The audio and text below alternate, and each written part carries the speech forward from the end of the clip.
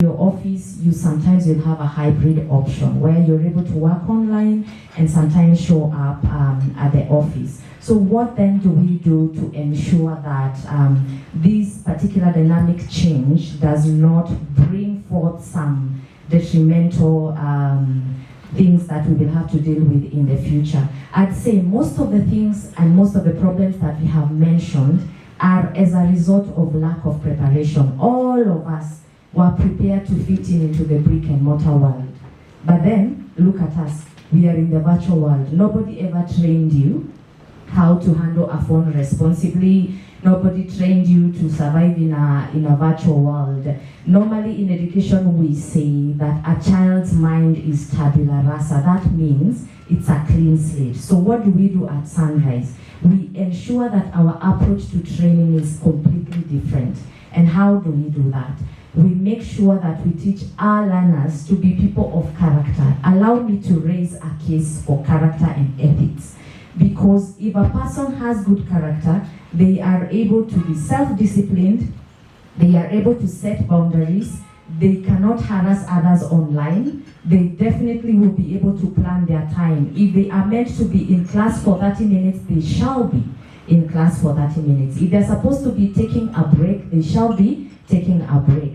But then what else do we get to do? Because of course these are very young children that we are handling. We create a community around them. We ensure that we bring along the parent, we bring along their peer mentors, the ones that are, let's say for example, a child is in year 6, we give them a peer mentor in year 8 that has been virtual learning for quite some time.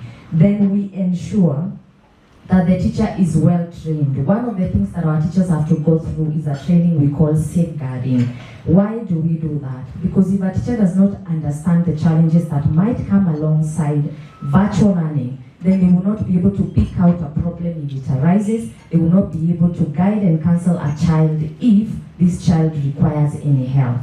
So at Sunrise, what we do is ensure that we create a community around ourselves and at the same time ensure that this particular community is trained well. Another thing we do is something we call safe hedging. What do we mean when we say safe hedging? We mean if, for example, my children are in virtual learning, I have a 14-year-old, I have an 11-year-old, and then I have a 3.5-year-old. This one is not in virtual learning, but the other two are.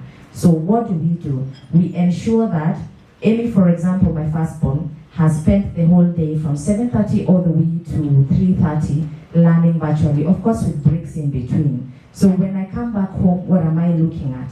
I am looking at her doing her homework by hand, taking photos and sending it back to the teacher, but then by a particular time of the day, all the gadgets are in my room. And by the way, this is not only for the virtual, for parents who have learners in virtual spaces, even parents in the brick and mortar schools, because once our learners come back home, the first thing they're running to is the TV. The second thing they're running to is tablets. The third thing they're running to is phones, for those of us who give our children phones. So what you do as a parent is ensure that there are boundaries. If by 7 you are supposed to be done with your gadget, then this particular gadget ought to be in my room by this particular time. Because if you don't do that, especially for the teenagers, I will tell you for sure, by 2 a.m. this child will be online. And what are you going to be doing? You are ruining their future.